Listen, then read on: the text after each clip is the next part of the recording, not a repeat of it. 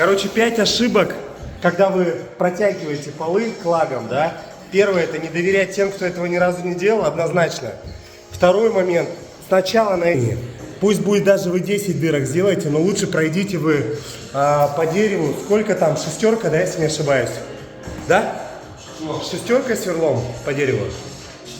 Четверочкой проходите, только потом вкручиваете. Почему? Потому что именно сверлом вы только понимаете, где лага. Если проваливается, значит туда саморез не вкручивается, не вкручиваем. А если все-таки слышите этот звук, что он во что-то упирается и хорошо так туго идет, и вот такой вот звук должен быть потом, когда саморез вы вкручиваете, слушайте.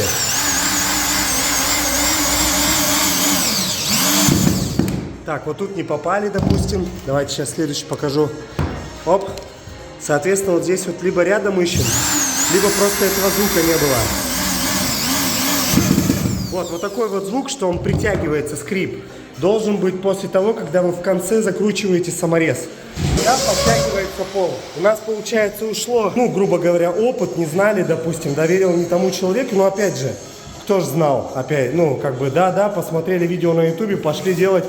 Вкручено было 360 саморезов, но вот здесь все равно есть скрип, что здесь при входе, что в середине.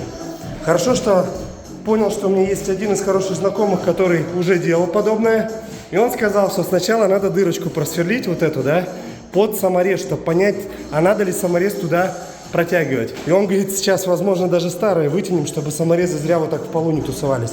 Вот здесь вот скрип, допустим. Сейчас протянем, проверим. Короче, 5 ошибок. Сначала опрашиваем знакомых, кто это делал, и способы вообще протяжки пола, да, чтобы не скрипели.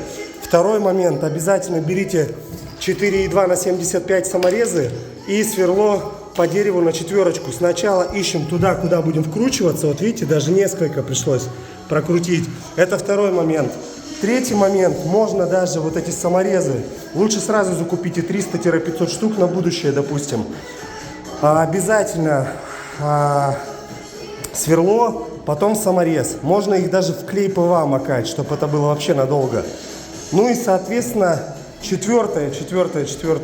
Лучше запаситесь сразу битками, потому что вот сейчас Костя, допустим, все сделал. У нас на шуруповерте битки нет, он бы мог мне помочь продолжить.